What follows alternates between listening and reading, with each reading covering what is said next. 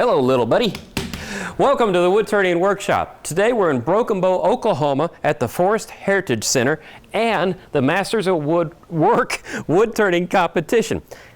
Say all that 3 times fast. Anyway, we got a great show for you. We're going to be going into a beautiful gallery and looking at a lot of neat wood turning. And we're also going to meet some great woodturners who are in the competition. Stay tuned.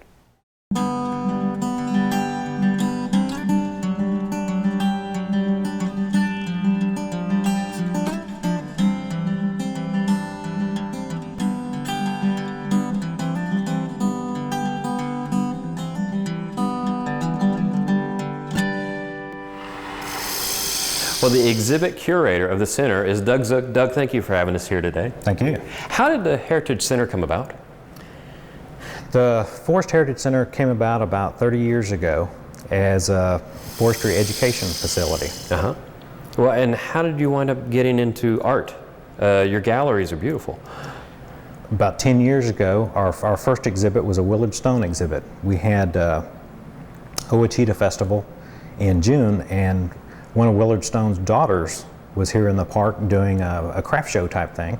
We got to visiting with her, and next thing we knew, we had planned an exhibit. 10 years later, here we are. Oh, that's great. And you've expanded into all types of wood art, but we're here because of the wood turning. And we're looking at some fine examples of segmented work right here. Can you tell us a little bit about it? Yeah, each spring and fall, we have this wood art exhibit, and these are some excellent examples of just nice wood turnings. This is a perfect form right here. It is, and the lines are beautiful. It's well thought out. It has a nice balance to it, and the use of colors is fantastic. Yeah, it's a very nice piece. We have Purple Heart, looks like zebra wood or Goncalo Alves maybe, and what would be the white? Holly, I believe. Holly? Well, that's neat. You also said you have some nice pieces of natural edge work here. Yes, we do. Oh my, and that looks like walnut. And who made that? Maurice Klima from Tulsa. Okay, I know Maurice. That is beautiful, and it's really hard. It's really difficult to get the bark to stay on. Yeah, if you cut the tree a certain time of the year, it'll stay on better for you. That's really neat. And the reason we're here is to show all of you out there all these different turnings, to give you some ideas on how to expand your view of wood turning, because the things we show you on the show are nice, but as you can see, people do a lot of different work. Wood turning is not stuck into one style of art, is it? No, it's not. Definitely not. And here we have Orrin Zahner, one of our buddies who's in season 1 with us, and he's helped us out many times. This is one of his pieces, and his use of color and pyrography to burn the lines in is pretty interesting. I mean, and at the same time, he's letting the beauty of the wood show through. How do you feel about different approaches to decorating wood? Anything that you can do to show off the beauty of the wood, which that does, you know, I think is very acceptable. And how long have you been turning? I've been turning since I was 11 years old.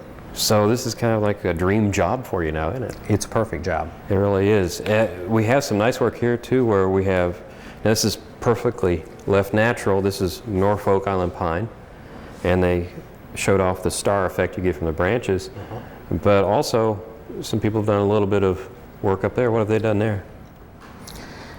Did a little bit of carving just to accent the top rim of the vessel. Different species of wood up here on the top. Looks like babinga. Yep. Yeah. And then over here we have a really interesting example of how to leave a burl, showing the natural edge. But also they highlighted the beauty inside of it too, didn't they? Right. And that's fantastic. People don't realize that this is inside the wood, do they? No.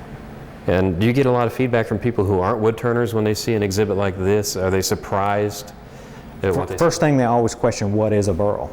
Yeah, you're right. Yeah, I mean, because a burl is an ugly looking piece of wood until you start playing with it. Right. Actually, I love the natural look of a burl anyway. Yeah, it's always incredible what you get out of. Yeah. And then sometimes you want to approach the wood and let the flaws in it show through too. And tell us about that piece. Well, this is a Joe Millsap piece. A piece of madrone burl. And what I like about these are the voids, you know, the imperfections in the wood. Yeah, one of my favorite things is you look for the ugliest piece of wood you can find, and then it's the most beautiful piece you turn usually. Right, right. Same thing right here, Osage orange. And look at the reflection coming off there. There's just, you're looking into the wood. It's just amazing how beautiful that is. And then you actually can go to the extreme where you take a piece of wood and you start texturing it to actually bring out more an artistic feel. The wood's still enhancing it, but you're actually enhancing the wood this way too, right? Right. Yeah, what the artist told me on this when they brought this in for the exhibit, this was a piece of pecan that was so, not spalted, it was just so pithy, so soft, couldn't really do anything with it. It was tearing out, so he left it thick, carved on it. The inside, there was no way to sand it out. Right. You know, so he burned it just to give it that different effect, and it's an excellent piece. That's a great way of taking a piece of wood that you normally wouldn't be able to use and then changing it to make it into something different. It would have been firewood. Yeah, that's fantastic. And what else do we have left? We have some incredible piercings back here. And I just am impressed with the amount of time it takes somebody to sit there and think through a project like that, because the detail work on that is pretty incredible. Yeah, and Mike Blackard here, he's one of the competitors. Oh, we'll get to meet him in a minute too. Okay. Now I know you have a permanent gallery also, so why don't we go take a look at that? Okay. Okay. Okay, Doug. Econata? Econata Gallery. Okay, and what's that stand for? Econata is the scientific name for shortleaf pine. Oh, okay. That fits in with Forrest Heritage Center and all the woodworking and wood and all that stuff. This is a permanent collection, but it's also been donated or on loan to Right. No, it belongs to us. A man by the name of Quintus Heron donated this collection to us. There's over 600 pieces, and so what we do is we rotate pieces out in here. So there's always something on permanent display. Oh, it's just fantastic work. And how did he choose his pieces? These were just his favorite pieces. When he would go around and look at different art shows and things, he would just buy what he liked. Really? Because this is kind of eclectic. Yeah, so we ended up with a real variety of wood turnings and wood carvings. This is Bob Hawks from Tulsa. Oh, Bob never told me he liked to do stuff so large. That's incredible. I wonder how many pieces are in that segmented thing. Yeah, that's a nice segmented piece. That really is cool. And then over here, this piece is incredible by Clay Foster. It's a honey locust burl. Yes. That is just amazing. When you do a piece this large, and then you have voids in it, you've got to be really good, because people can see inside and see every mistake you make, and now they know how thin it is. That he did a really good job. Right, that's a difficult turning to do. That's about 3/8 of an inch. That's really, really nice. Yeah, it's a nice piece. And then behind me, Joe Millsap. He's an Oklahoma turner, and that's incredible. It's a cowboy hat. Mm-hmm. And it's made from what? Maple burl. And this is also in the style you kind of like. He left the natural edge to the burl. Right, and he turned this burl while the burl was green, and when it dried, it left that waffle edge there. Oh, that is just incredible. And then back here we have a really large piece in the corner by Jerry Brownrigg, correct? Yes. And I just can't imagine taking on something this large. Yeah, with all the wormholes and everything, it makes it a nice, interesting piece, but it's huge. It is. I mean, your equipment is just incredibly big. I mean, you're probably starting off with a 200+ pound piece of wood when you're working with something that's large. Right. You have to have a lot of really good toys to be able to pull something like that off. Custom-made stuff. Yeah, and this is a fantastic looking segmented piece by Malcolm Tibbetts. Oh, that's a good name in wood turning. That is incredible. And so you have these pieces on display and rotate them out, but in conjunction with your wood turning competition you have going on right now, this is really nice to have, isn't it? Yes, it is. It's just another way for the Forrest Heritage Center to educate, the public on wood turning and wood art. And Doug, over here we have some more examples of some beautiful natural edge work, right? Right. And what do we got? Well, there's a lilac burl, which, like you said, you don't have to be big, to be beautiful. And this is a spectacular piece. It really is. I mean, just simple, beautiful, elegant shape, really thin, about 1/16 of an inch. Right, and this form really shows off the wood grain and everything. It's cool because, yeah, you have the eyes there, and then it sweeps out. It's almost like Kinda streams. flames Yeah, out. flames out. Yeah, really nice. And then when we look over here, this aspen burl by Jerry Wedekind. That is gorgeous, and that's a tough thing to turn because you got so much air flying around while you're turning. Right. It's when you have a wilder edge like this, it is a whole lot more difficult. Right, because the flexing of this wants to break out while you're turning, and you get different thicknesses, and if you're not really careful and really sharp, you have trouble. Right. You don't have the stability in a burl. Yeah. And as it's spinning, I mean, it's wanting to spin apart on you anyway. And to keep that natural edge on there that's where the talent comes in. Yeah, and it's back to pick an ugly piece of wood and you wind up with something really beautiful. Yeah. Now we have a somewhat historic piece, actually from a historic turner, Malthrop here? Philip Mothorpe. Yes. Yeah, he was Can I say that again? Mothorpe. Malthrop, I always get that wrong. Yeah, he was one of the original, big name turners. And he also he was kind of the founding fathers of. Right, he's also one of the original big turners. I mean, he did things that were gigantic in his turning. He really pushed the envelope, didn't he? Yeah, he did. And this is fantastic. I mean, it's very thin-walled, beautiful shape, and is this ambrosia maple? I believe so. Okay, and he used the effect of the beetles. There's a staining in the wood, beautiful effect to draw the eye up. It's a real simple form, but this is what he was known for. Right, I mean, classic and clean. Right. Yeah, and then also we have another piece which is Turner's fairly famous. Yeah, this is Kelly Dunn from Hawaii.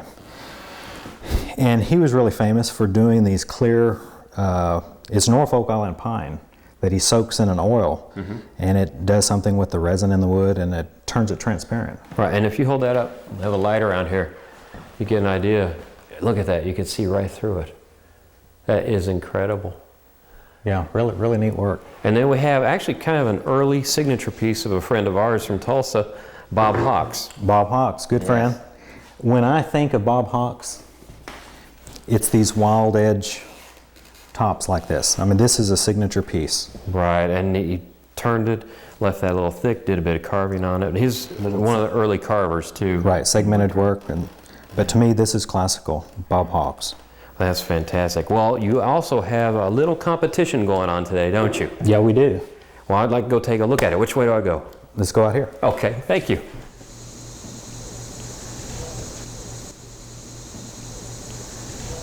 I've got Dan Henry here with the Hunt County Woodturners, right, Dan? Right. And where are the Hunt County Woodturners from? Hunt County Woodturners are based in Greenville, Texas. That's in Hunt County.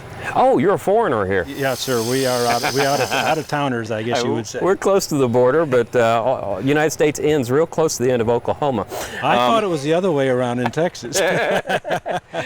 What's your project for the competition? I've just gotten interested in rose engine lathe turning, and what Really? I'm going to do is a box with threaded lids that has a rose engine design on the top. So the rose engine cuts this cuts the- pattern and everything, the square part That's and the diamond looking part. And Right. Let me show you Wow.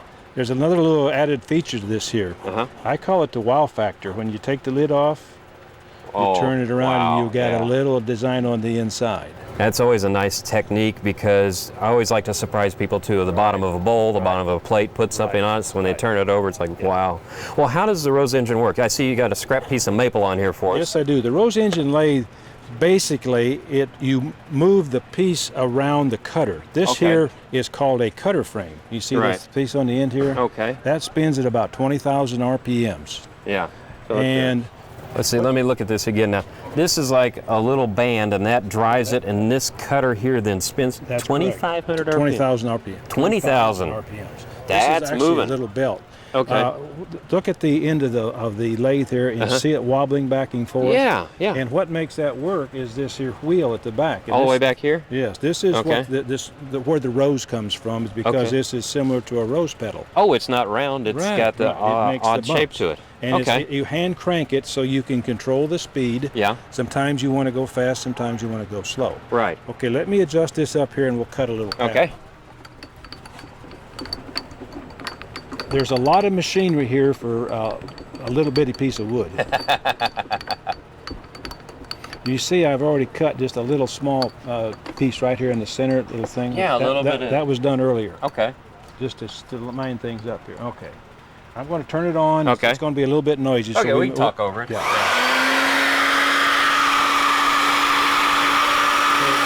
Oh, I see the wobble now. Yeah, see it wobbling in the... Isn't that a neat idea? That is so cool.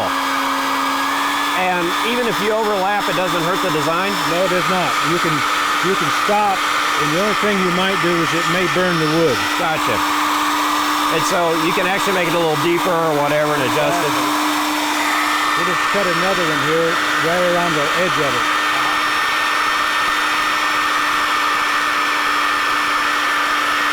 Now that is really cool. I imagine the Rose engine isn't a cheap investment.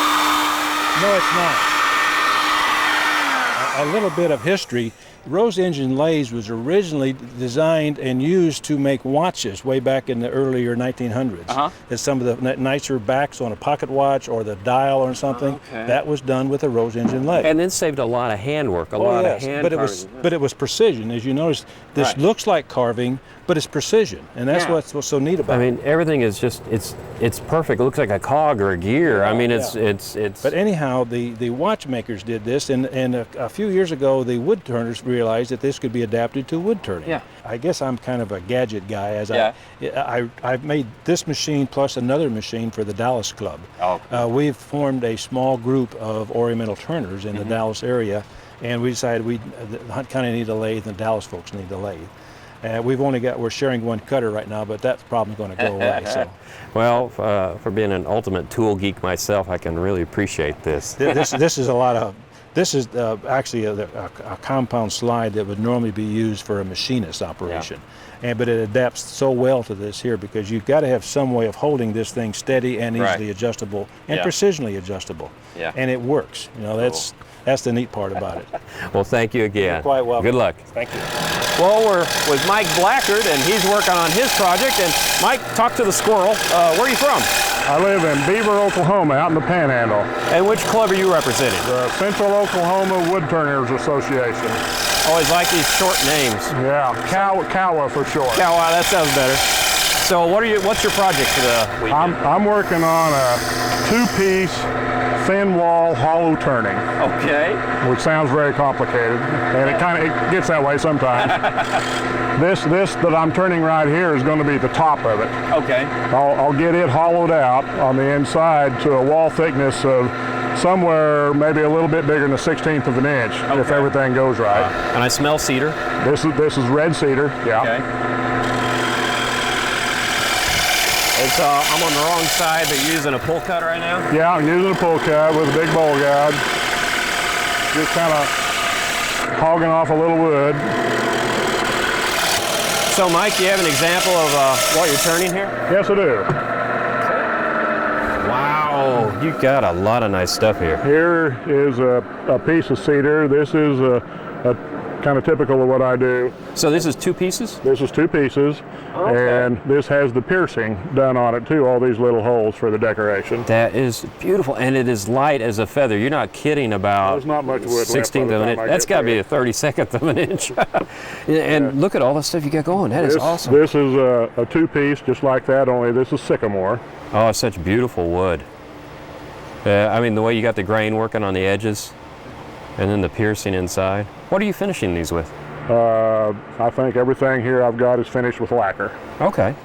And then you also branch out and do a bunch of other things. Yeah, a little bit of everything. Here's a spalted maple vase. I love the whole. With the natural voids in it. The uglier the better. Yeah, that's right. It just adds character. Here is a mesquite. Natural edge goblet. Yeah, and then this is a natural edge piece of elm. Oh, that's really nice. Yeah, you wouldn't think the old elm tree would be that pretty by the time you get through. Oh, that really shows off the grain beautifully. And then you've, on the down, you've done, well, actually a little bit of adding wood on here, a little segmented turning on the rim there. With a mosaic rim on that, piece of maple with various woods on that. And then over here you use a little turquoise to fill in it? Well, it's a turquoise colored acrylic filler, kind of a powdered plastic, basically, is what it is. So you did the filling and then you did the piercing. Then I did the afterwards. piercing afterwards, right? Well, this is really, really nice work, and good luck in the competition. Thank you. Appreciate it. Well, we have Bill Evans with the Northeastern Oklahoma Woodturners Association, a club I'm kind of partial to. Bill, how you doing? Hey, Tim, how you doing? So you got volunteered for this competition? Yeah, I missed the meeting. Okay, you got quite a contraption set up here. What do we got going on? All right, I'm doing a little bowl here, a little pitcher here. Like a pouring pitcher for water? Right. Like a pouring pitcher for water. Won't hold anything because it's got voids in it, but they add to the character of the bowl. Yeah, the less use something has, the less functionality, the more expensive the piece, right? Yeah, right. I get there. Yeah, So exactly. You got what looks like you're going to make a hollow vessel vase here, held in your chuck, and then you've got this big old steady rest, right? Right. And the steady rest you need, especially with a piece like this that has so many voids in there. Because see, that's rotten wood. Right. And stuff. And it's wrapped up with shrink wrap to keep it together while I bore out the inside. I got you. Okay, so it's not that it's a terribly wet piece of wood, it's that you don't want the thing to crack apart and fall apart because it's going to be really thin and fragile. Yeah, there'd be a missile going around here somewhere. And you have one other tool that I think will impress quite a few people. It's over here. This is your boring bar system. Correct. And this is one hefty looking piece of equipment. It is. It's. I even added an extra 10 pounds with the weights down there because it was rattling a little, and that helps me a lot. So this is the captive bar system, and then this runs up here. This is the part that the tool tip goes in, right? Exactly. The cutter goes in that. Yeah. The outrigger over here slips in the. Goes through here. Goes through here, rolls that, and the weight is between this roller bar here and a different tool rest that'll be here. So you got this whole thing out here, and then you can hollow that way. But the whole purpose behind all the weight and all the sturdiness is? It's easy to bore. Otherwise, it'll rattle and break this piece up and different things like that. Right, because if you're using, let me go back here real quick. If you're using a hollowing system, this one's actually weighted, so it's much easier to use. Right. But if you're using a handheld hollowing system for something that deep, you're going to be riding a bucking bronco with it, basically. You really are, and Yeah. especially when it has voids in the side like this one has, because it'll sound like a machine gun, Right. and stuff. And with that system there, it's heavy enough that it stays in track pretty well. Right. Well, I can't wait to see later on what it is you make out of this thing, and good luck in the competition. Thanks, Tim. Yeah, you bet. Well, now we have Kevin Bassett, and did I get that right? Yes. Okay, good. And you are with? I am with Dallas Area Woodturners Club. We got another foreigner up here. Okay, that's two from Texas. Yeah, about half of them. Yeah, spreading the wealth, I guess. So, first off, what's your project for the competition? My project's called Angels of the Forest. So I'm going to make a number of different angels and try and hang them on a mobile, so they'll be flying. Everybody else's will be something probably sitting on a pedestal or a shelf, and mine's going to be soaring through the gallery. I'm That's hoping. cool. You got an example of kind of what it's going to look like? Well, kind of. Kind of. Kind of. You know, this is kind of a practice piece, and it's a pear, and this is a burl from an oak, and you know, try and turn it pretty thin where the light will go through it. Oh, okay. And So you're right now making a bell shape. yeah, a bell shape, and you know, with the hips and bust and head here, and then I'll make some wings to attach on here. Oh, that's neat. And that really is the whole thing for the piece is doing the wings. Is it full carving? I mean, full turning, or is there any carving on this? There's minimal carving on the wings, but you know, then I do some pyrography on them too. So. Okay. And I hear that you have something that we all envy. You're an arborist by trade. Yes, I'm an arborist. I take care of trees down in Dallas. So you have no lack of wood, huh? I have tons of wood, more wood than I know what to do with most of the time. Yeah, well, good luck in the competition, and can we talk? Sure. Wood? Okay, Sure. come on. I need some, I'm looking for some maple. Maple? Yeah. Well, I hope you enjoyed this visit with the Masters at Work woodturning competition, and I hope you enjoyed seeing all the different work in the gallery, and maybe it gave you some ideas on different projects you should try. And meeting these guys was a really great pleasure because they all have different techniques and different approaches to their wood turning. So before we leave, I want to leave you with a few photos of their work from the competition. And until the next time on the Woodturning Workshop, keep turning. Wonder if I can take a souvenir with me. That's about the right size. Hey, Kevin! Arborist, hey, come here.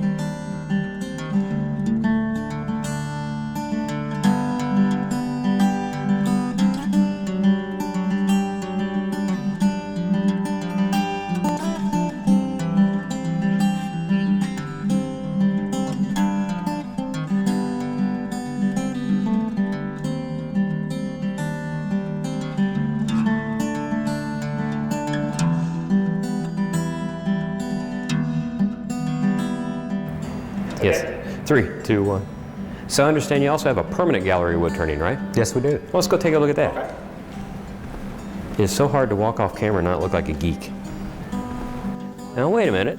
You didn't get to see their finished projects, did you? I'm going to show you some photos from what these guys did a few days later in time. Until next time on the Woodturning Workshop, keep turning.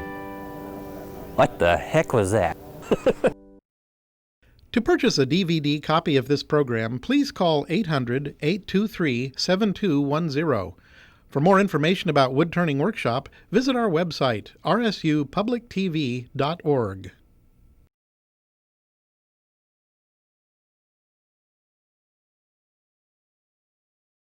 This week on the Woodturning Workshop, we're in Broken Bow, Oklahoma at the Masters at Work woodturning competition. And I smell cedar. This is red cedar. Yeah. Okay.